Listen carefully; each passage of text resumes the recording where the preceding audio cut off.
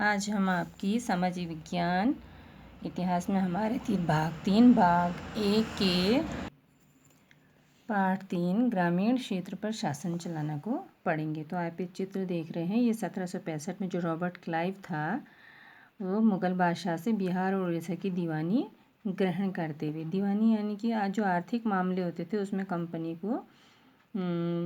को मिल गया, तो कंपनी दीवान बन गई। 12 अगस्त 1765 को मुग़ल बादशाह ने ईस्ट इंडिया कंपनी को बंगाल का दीवान तैनात किया।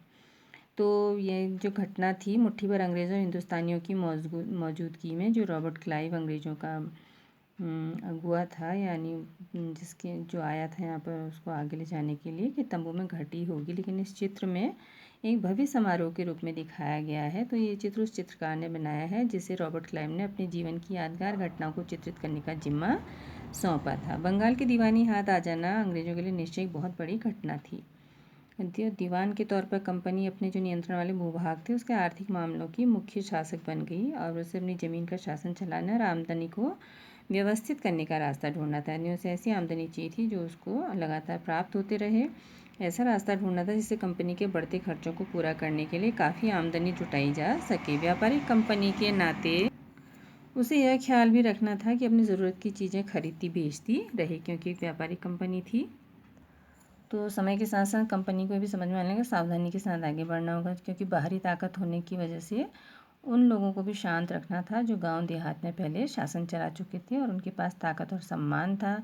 ऐसे जो लोग स्थानीय सत्ता में रह चुके थे उन्हें नियंत्रित करना तो ज़रूरी था, लेकिन ख़त्म नहीं किया जा सकता था।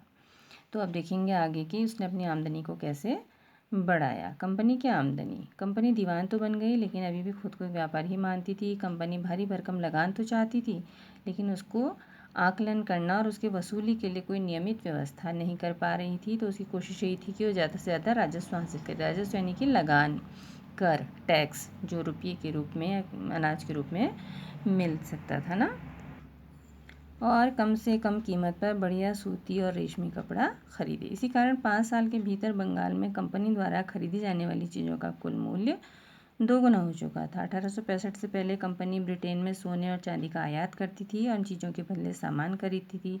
अब बंगाल में इकट्ठा होने वाले पैसे से ही निर्यात के लिए चीज़ें खरीदी जा सकती थी। पहले वो वहीं से लाती थी अपने ब्रिटेन से।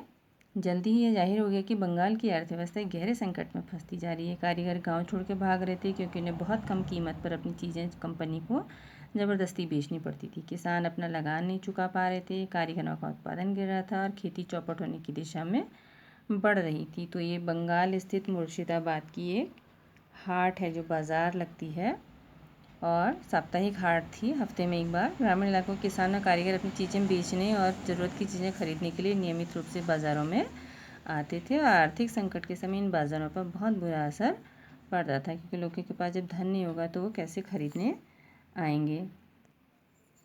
यह है चार्ल्स कॉर्नवालिस। स्थायी बंदोबस्त लागू किया गया। उस समय कॉर्नवालिस भारत का गवर्नर जनरल था।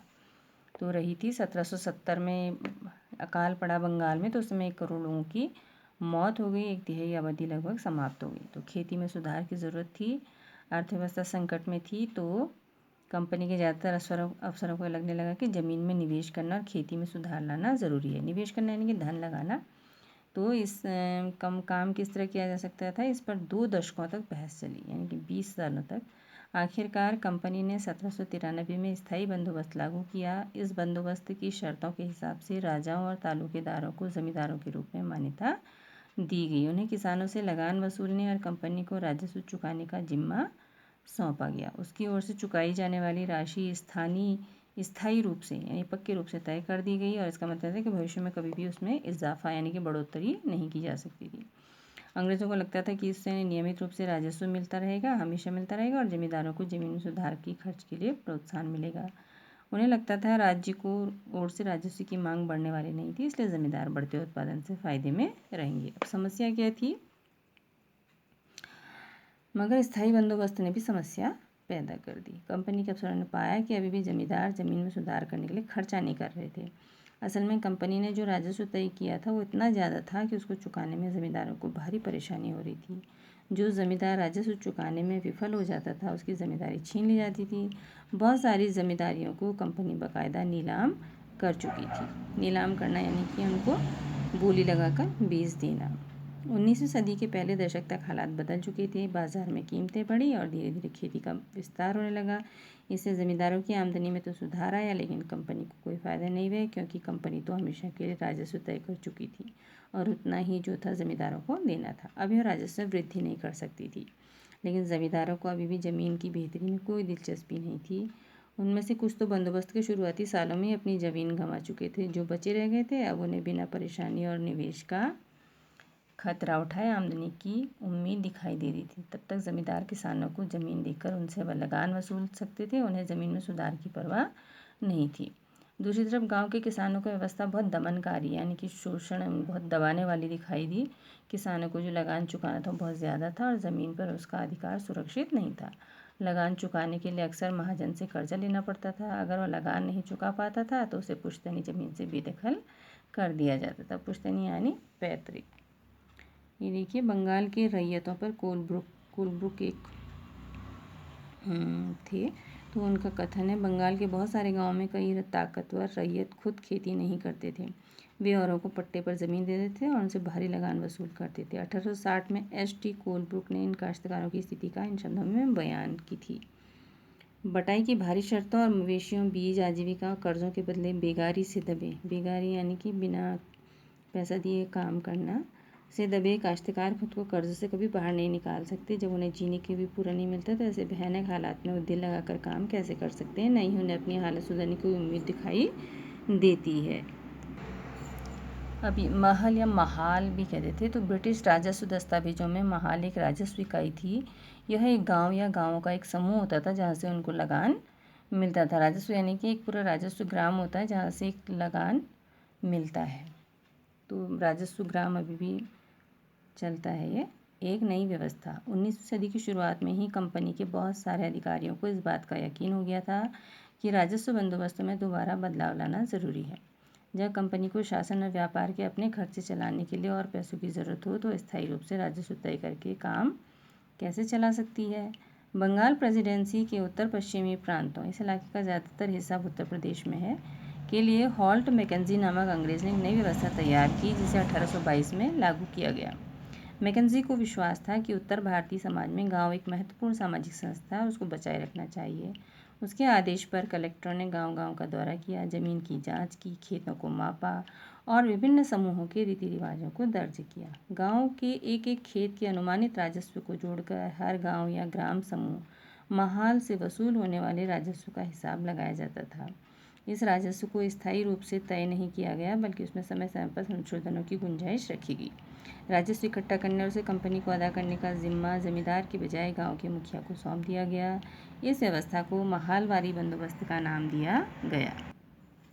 अपने मुनरो व्यवस्था। तो मुनरो जो थे वो भारत का गवर्नर, मद्रास का गवर्नर टॉमस मुनरो 1819 से 26। तो ब्रिटिश नियंत्रण वाले दक्षिण भारतीय इलाकों में भी स्थायी बंदोबस्त की जगह नई व्यवस्था अपनाने का प्रयास किया जाने लगा। वहाँ जो नई व्यवस्था विकसित हुई उसे रैयतवार का नाम दिया गया। कैप्टन अलेक्जेंडर रीड ने टापू सुल्तान के साथ चले युद्धों के बाद कंपनियों द्वारा कब्जे में लिए गए कुछ इलाकों में इस व्यवस्था को आजमा कर भी देख लिया था। टॉमस मुनरो ने इस व्यवस्था को विकसित किया और धीरे धीरे पूरे दक्षिण भारत पर यह व्यवस्था लागू कर दी।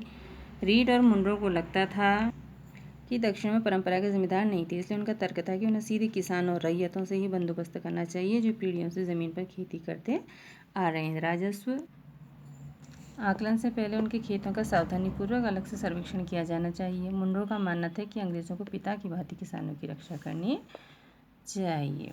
सब कुछ ठीक नहीं था। नई व्यवस्था लागू होने के बाद भी महज कुछ साल के भीतर उनमें समस्या दिखाई देने लगी। ज़मीन से होने वाली आमदनी बढ़ाने के चक्कर में राजस्व अधिकारियों ने बहुत ज़्यादा राजस्व तय कर दिया। किसान राजस्व चुका नहीं रहे थे, रैयत गाँव से भाग रहे थे, बहुत सारे क्षेत्रों में गाँव वीरान हो गए। आशावादी अफसरों को उम्मीद थी कि नई व्यवस्था किसानों को संपन्न उद्यमशील किसान बना देगी, लेकिन ऐसा नहीं हुआ। अब है यूरोप के लिए फसलें। तो अंग्रेज़ों ने महसूस किया कि ग्रामीण इलाके न केवल राजस्व प्रदान कर सकते हैं, बल्कि वहाँ यूरोप की ज़रूरतों के हिसाब से सही फसलें भी पैदा की जा सकती हैं। तो 18वीं शताब्दी के आखिर तक कंपनी ने अफीम और नील की खेती पर पूरा जोर लगा दिया। इसके बाद फसल लगभग 150 साल तक अंग्रेज़ देश के विभिन्न भागों में किसी न किसी फसल के लिए किसानों को मजबूर करते रहे। बंगाल में पटसम, असम में चाय, संयुक्त प्रांत में गन्ना, पंजाब में गेहूँ, महाराष्ट्र और पंजाब में कपास, मद्रास में चावल। अभी छापे हैं, देखिए कलमकारी छापा है 20वीं सदी भारत में, और ये मॉरिस कॉटन छापा है 19वीं सदी के उत्तरार्ध इंग्लैंड में। अब जो ये कलमकारी छापा है ये भारत में आंध्र प्रदेश के बुनकरों द्वारा बनाए गए कलमकारी छापे हैं। और जो ये वाला है ये ब्रिटेन के प्रसिद्ध कवि और कलाकार विलियम मॉरिस द्वारा बनाए गए फूल वाले छापे हैं। तो दोनों छापों में एक बात समान है कि दोनों में ही गहरे नीले रंग का इस्तेमाल किया गया है, जिसे आमतौर पर नील कहा जाता है। तो इन छापों में आपको जो नीला रंग दिखाई दे रहा है वो नील नाम के एक पौधे से निकाला जाता है, और ये बहुत संभावना है कि 19वीं सदी की ब्रिटेन में मॉरिस के छापों में इस्तेमाल किया गया नीला रंग भारत में उगने वाले नील के पौधों से तैयार किया गया होगा। उस समय भारत दुनिया में नील का सबसे बड़ा स्रोत था।